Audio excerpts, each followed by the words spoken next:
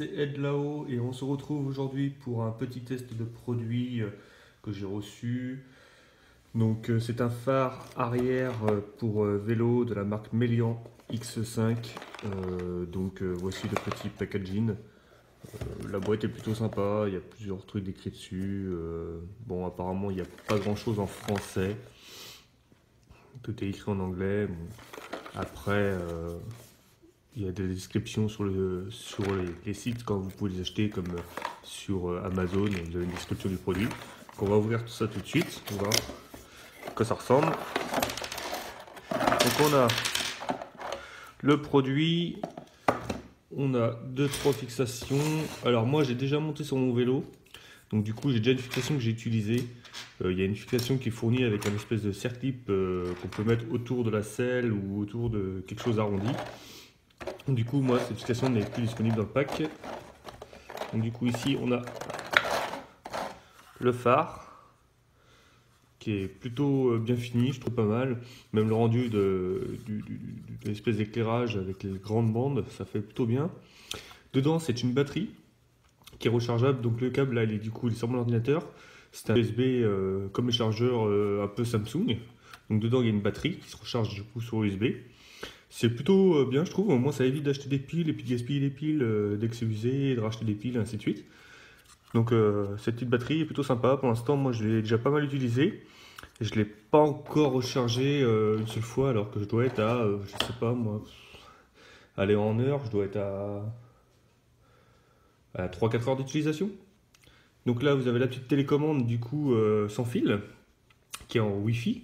Donc, c'est assez pratique. Et elle se monte au niveau du guidon. Vous avez la fixation qui va avec, qui permet de l'accrocher sur le guidon comme ceci, bien sûr. Donc voilà, petite télécommande sympathique. Donc voilà, maintenant on va essayer l'éclairage. Vous allez voir un peu ce que ça donne. D'accord, on va enlever tout ça. Donc l'éclairage. Donc il suffit d'appuyer sur le côté. Ici, on voit un petit bouton. Ici, on maintient ce bouton allumé. Et vous allez voir, la puissance de l'éclairage est quand même assez bluffante. Je trouve que ça éclaire extrêmement fort, quoi. C'est vraiment assez puissant, quoi. On peut voir que ça éclaire, là on est en journée, ça éclaire plutôt bien. Donc du coup, il y a ce mode d'éclairage qui est plutôt bien.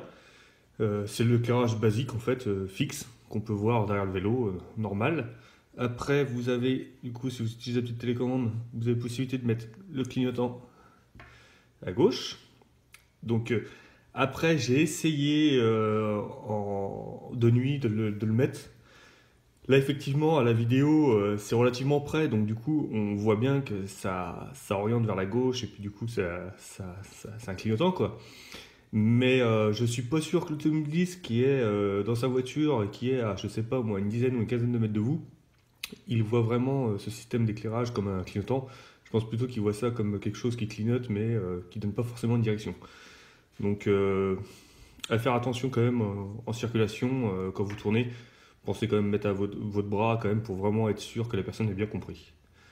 Donc là, on repasse du coup de l'autre côté, à droite. Donc il suffit de rappuyer sur la télécommande pour le remettre en normal stationnaire, si elle veut bien. Je ne sais plus comment on fait. Voilà. Donc là, il est revenu stationnaire. Après, vous avez différents modes comme, si je fais ça, on a le mode un peu, je sais pas, dirons warning peut-être, parce que du coup ça va de chaque côté. Ou K2000 pour ceux qui connaissent. Ensuite on a le mode, là on est revenu au mode normal. Le mode clignotant, un peu style Formule 1 peut-être. Ça fait un peu voiture de Formule 1 je trouve sur les courses. Mode K2000 toujours, et mode fixe. Et il y a une troisième option qui est plutôt sympa, je trouve, c'est les lasers. Donc là, on a un laser clignotant. Donc ça fait des grandes bandes au sol. On appuie, ça coupe le laser. Et on peut mettre, voilà, laser fixe. Donc c'est plutôt pas mal. Une fois accroché à la selle, ça fait vraiment deux bandes de chaque côté. Là, je peux monter, vous avez vu, je peux monter assez haut. Ça fait vraiment deux bandes de chaque côté du vélo.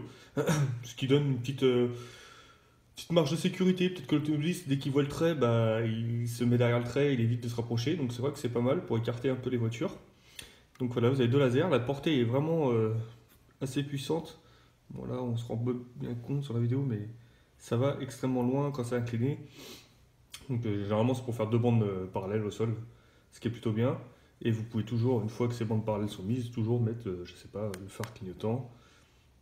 Vous pouvez mettre les bandes clignotants. En fait, vous pouvez faire tout un tas de- vous pouvez faire tout un tas de combinaisons sympathiques. Donc produit vraiment, vraiment sympa. C'est un produit qu'on peut trouver sur Amazon. Après, ça sert à rien d'aller voir sur le site directement car c'est un site chinois. Et à moins que vous parliez de chinois, voilà quoi. Mais c'est un produit assez sympa. Moi, je suis assez content de ce produit-là. Ça vaut une trentaine d'euros sur Amazon.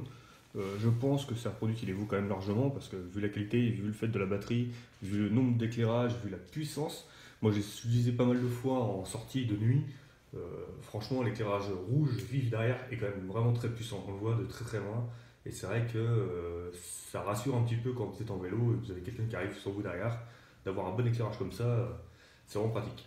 Alors comme je disais tout à l'heure, j'utilise pas le mode clignotant parce que bon, c'est vrai que de très loin, il faut être honnête, je suis pas sûr que ça soit pris pour un clignotant de direction genre droite ou gauche. Je pense plutôt que c'est pris pour un clignotant genre le phare clignote mais c'est tout quoi.